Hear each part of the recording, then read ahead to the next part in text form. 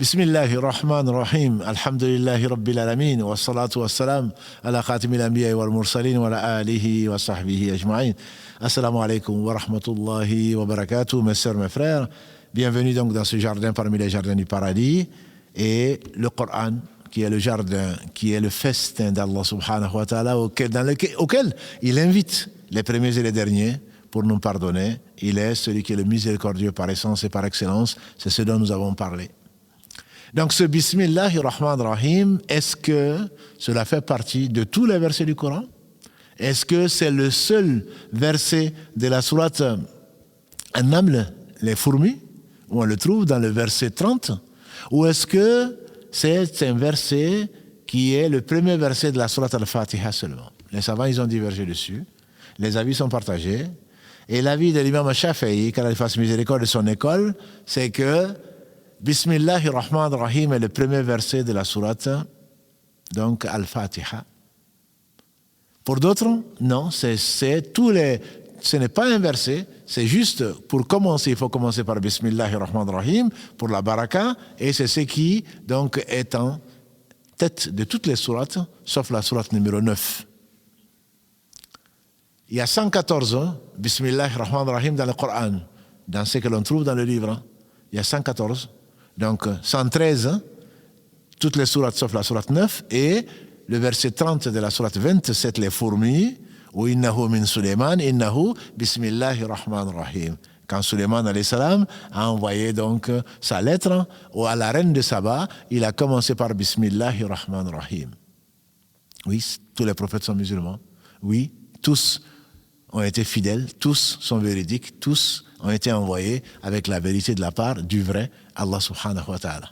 Sa lettre commençait donc par Bismillahir Rahmanir Rahim.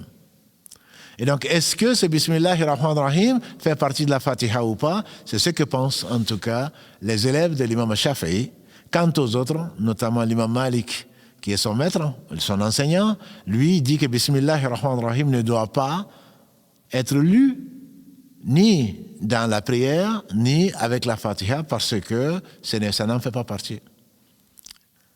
Et ceux qui pensent, comme l'imam Shafi'i, que Bismillahir Rahmanir Rahim en fait partie, se basent sur donc un certain nombre de hadiths, et parmi lesquels le fait que Anas ibn Malik radiyallahu ta'ala disait que le prophète sallallahu alayhi wa sallam disait doucement, et il a pris l'exemple Bismillahir Rahmanir Rahim. On pouvait compter les lettres. Abu Huraira également a prié et lui dit qu'il a prié derrière le prophète sallallahu alayhi wa sallam dans un hadith rapporté par l'imam Muslim, et il commençait par Bismillahir Rahmanir Rahim. Donc pour eux, quand on prie dans les prières à voix haute, on dit Bismillahir Rahmanir Rahim à voix haute. Et quand on prie dans les prières à voix basse, on dit Bismillahir Rahmanir Rahim à voix basse. Ce n'est pas le cas des Hanbalites, ceux qui suivent l'imam Ahmad, qui est l'élève de l'imam Shafi'i.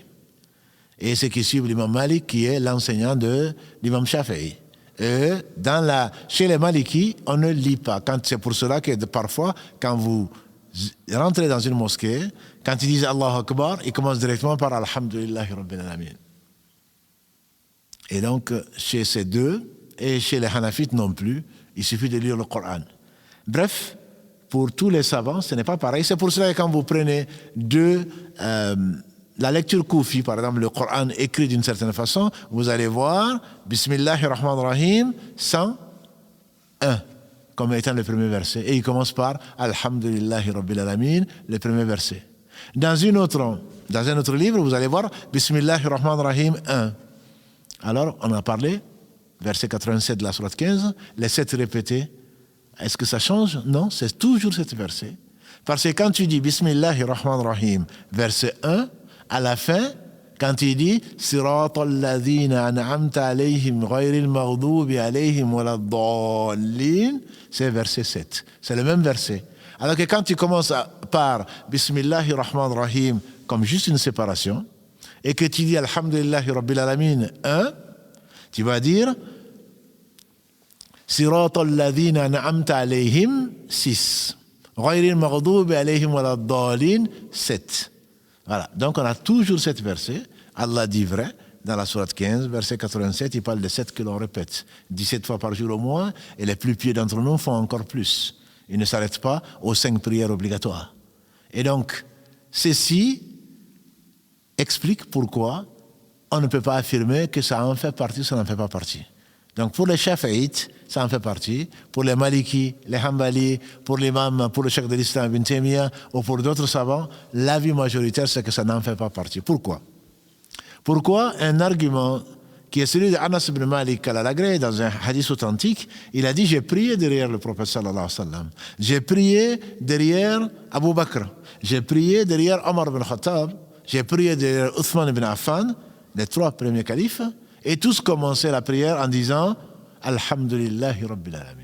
C'est pour cela que cette sourate, d'ailleurs, on l'appelle, un de ses noms, comme nous l'avons vu, c'est Alhamdulillahi Rabbil Alamin. C'est l'un des noms de la sourate al-Fatiha, parce qu'on ne commence pas donc par Bismillahir Rahmanir Rahim. La sourate ne s'appelle pas la sourate Bismillahir Rahmanir Rahim.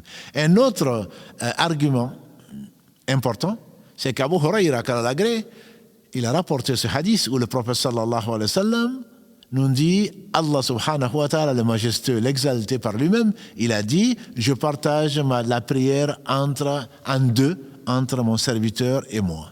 Et mon serviteur aura ce qu'il aura demandé. Quand mon serviteur dit Alhamdulillahi Rabbil Alamin, je dis mon serviteur a fait ma louange. Allah ne dit pas quand mon serviteur dit Bismillahir Rahmanir Rahim. C'est l'un des arguments forts qui a amené donc les savants à dire que l'avis probablement le plus fort, c'est que Alhamdulillahi Rabbil Alamin, c'est le premier verset du Coran. Premier verset de la Fatiha. Et le Bismillahir Rahmanir Rahim sert plutôt à séparer les différentes sourates. Donc, quand tu dis Bismillahi, quand tu dis Alhamdulillahi Rabbil Alamin, Allah te parle, Allah te répond, mon frère. Allah te répond. Si tu le savais, certainement, tu serais plus concentré à ta prière. Qui es-tu, fils d'Adam, pour qu'Allah te réponde? Quand tu dis Alhamdulillahi Rabbil Alamin, Allah dit, mon serviteur a fait ma louange. Ar-Rahman Rahim, Allah dit, mon serviteur a fait mes éloges. Maliki Yawmiddin, Allah dit, mon serviteur m'a glorifié. Iyaka na'budu wa iyaka nasta'in, Allah dit, mon serviteur, ça c'est entre mon serviteur et moi, et mon serviteur aura ce qu'il aura demandé. Et à ce moment, tu continues, Ihdina siratal mustaqim, siratal ladhina an'amta alayhim, ghayril maghdubi alayhim waladdallin. Et tu es arrivé au verset 7, et il est plus que conseillé, sans que ce soit un verset, de dire Amin à la fin donc de cette sourate.